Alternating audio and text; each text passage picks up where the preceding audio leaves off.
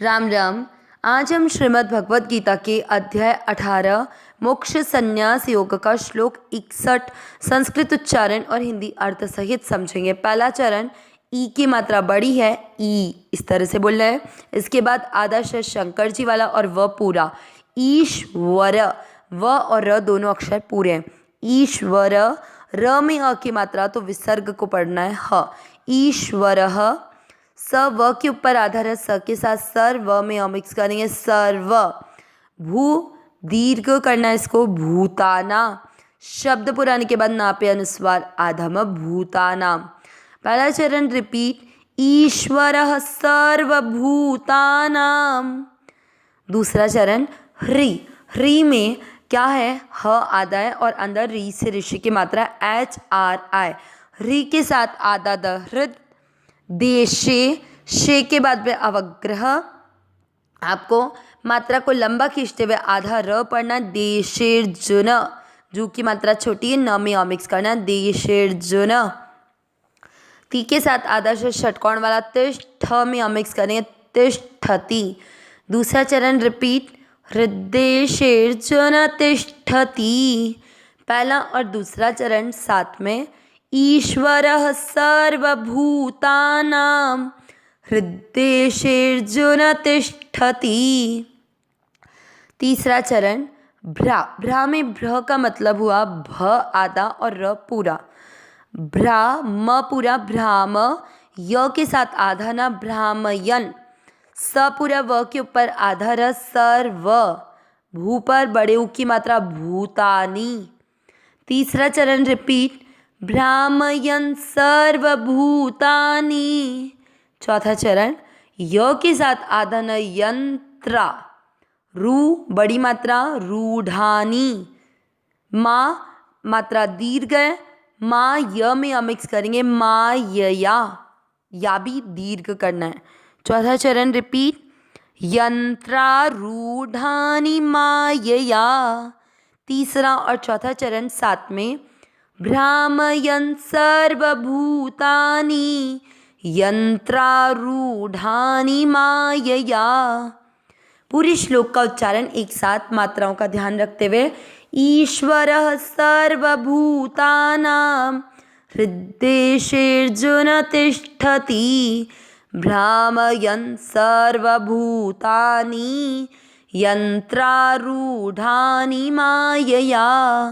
एक बार फिर से, ईश्वरः सर्वभूतानां हृदेशेर्जुन तिष्ठति भ्रामयन् सर्वभूतानि यंत्रारूढ़ानि मायया। श्लोक का अर्थ समझेंगे। इससे पिछले श्लोक में हमने सुना कि भगवान अर्जुन से कह रहे हैं कि इस संसार से अपने संबंध को विच्छेद करके केवल मुझसे अपने संबंध को जोड़ ले, केवल मेरी शरणागति हो जा और जो भी कर्म करे उसको मेरे अर्पण कर दे, फिर मेरी कृपा से स्वतः ही तू हर विघ्नों से तर जाएगा। इस संसार में तू बंध नहीं पाएगा। अब तुम मेरी इस आज्ञा को पालन करोगे तो ये मेरी कृपा से काम होगा, लेकिन जब तुम अहंकार से ये मानकर कि मैं एक क्षत्रिय हूँ और अपनी प्रकृति से परवश होकर तुम युद्ध करोगे तो ये तुम्हारा अहंकार वश युद्ध करना कहलाएगा। ये सब बातें हमने पिछले श्लोकों तक सुन ली है। अब भगवान क्या कह रहे हैं अर्जुन से, इससे पिछले श्लोक में हमने एक बात और भी सुनी थी कि जीव जो है वो अपने स्वभाव के परवश हो जाता है। जैसे कि भगवान अर्जुन से युद्ध कराना चाह रहे हैं तो अर्जुन से बोल रहे हैं कि तुम्हारा स्वभाव क्षत्रिय है, तो इस स्वभाव से परवश होकर ही तुम युद्ध कर लोगे। तो अब कैसे भगवान ऐसा बोलना चाह रहे हैं कि जो जीव है ये परमात्मा का अंश है और जो हमारा स्वभाव है ये स्वभाव किसका है, प्रकृति का अंश है।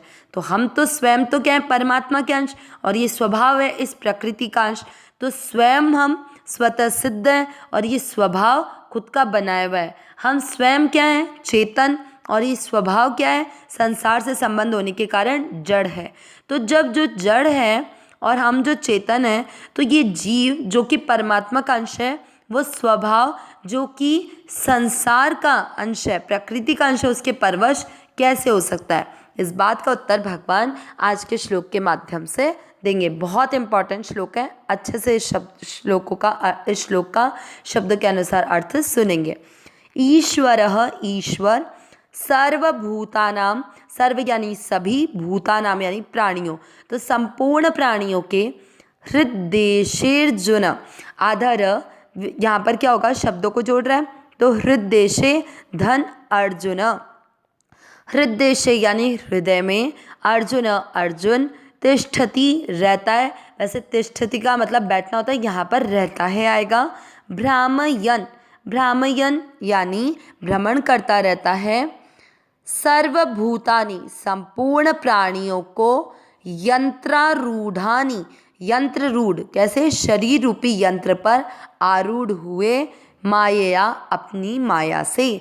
पूरा अर्थ क्या निकला, हे अर्जुन, ईश्वर संपूर्ण प्राणियों के हृदय में रहते हैं और अपनी माया से शरीर रूपी यंत्र पर आरूढ़ हुए संपूर्ण प्राणियों को भ्रमण कराते रहते हैं। तो देखिए चला भी कौन रहा है शरीर को, भगवान। क्या बोला भगवान ने इस श्लोक के माध्यम से कि ईश्वर सभी प्राणियों के हृदय में रहते हैं और वही ईश्वर अपनी माया से इस शरीर रूपी जो यंत्र है, इस यंत्र पर अपनी माया से आरूढ़ रहते हैं और ये माया ही तो इस संपूर्ण प्राणियों को घुमाती रहती है। इस माया के अगर हम वश में हो जाते हैं तो इस संसार के आवागमन के चक्र में फंसे रहना पड़ेगा। लेकिन जो माया कुछ भी नहीं है, केवल हमें वो दिख रही है, तो अगर हम इस माया से अतीत हो जाए तो स्वतः ही ये माया हमको घुमा नहीं पाएगी और हम भगवान के हैं, हम इस बात को स्वीकार कर लेंगे। तो अब यहाँ पर क्या बात आई कि भगवान ही अपनी माया से इस शरीर रूपी यंत्र को चला रहे हैं। तो अब भगवान यहाँ पे इस बात को क्या कहना चाहते हैं, थोड़ा सा और डिटेल में साधक संजीवनी के माध्यम से समझेंगे कि यहाँ पर एक बात है यंत्र। तो यंत्र क्या होता है कि जो विद्युत से यानी बिजली से चलता है, उस यंत्र, जैसे कि रेल पे कोई भी चढ़ता है तो उसको रेल के अनुसार ही जहाँ रेल जाएगी वहीं उसको जाना पड़ेगा। लेकिन जब वो रेल पर नहीं चढ़ा हुआ होता है या रेल से नीचे उतर जाता है तो फिर वो अपनी इच्छा के अनुसार चल सकता है, उसको रेल के अनुसार जाने की कोई आवश्यकता नहीं है। ऐसे ही जब मनुष्य इस शरीर रूपी यंत्र पे चढ़ा हुआ है, किस पे चढ़ा हुआ है, यंत्र पे, तो यंत्र के अनुसार ही चलना पड़ेगा। तो मनुष्य शरीर रूपी यंत्र के साथ जब ये मान लेता है कि मैं हूँ और ये मेरा है, इसके साथ संबंध जोड़ लिया, तो फिर ईश्वर अपनी माया से उसको स्वभाव के अनुसार ही चलाते रहते हैं। क्योंकि यंत्र कौन चला रहा है, ये शरीर का भगवान। तो जब आप इस शरीर पर आरूढ़ हैं, मतलब इस शरीर को अपना मान चुके हैं कि मैं शरीर हूँ, तो फिर इस यंत्र पे आप जब आरूढ़ हो तो भगवान इस यंत्र के अनुसार ही आपको चलाएंगे।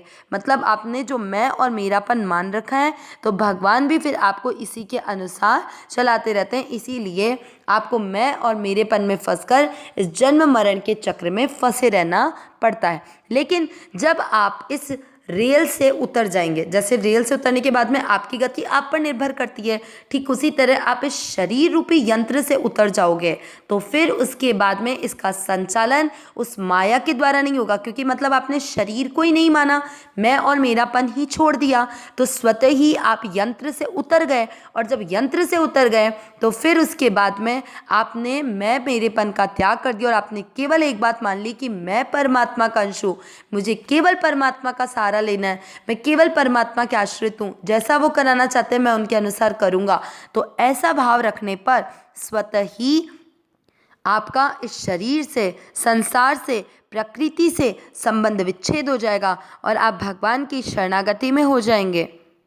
और भगवान की शरणागति में होने पर स्वतः सारा काम भगवान की कृपा से होता चला जाता है। हमें ये चिंता करने की आवश्यकता नहीं पड़ती कि हमारा उद्धार होगा कि नहीं होगा, क्योंकि हम जो भी कर्म करते हैं वो सारे कर्म भगवत अर्पित हो जाते हैं और अर्पण होने के बाद में कोई भी कार्य निष्फल रहता ही नहीं है।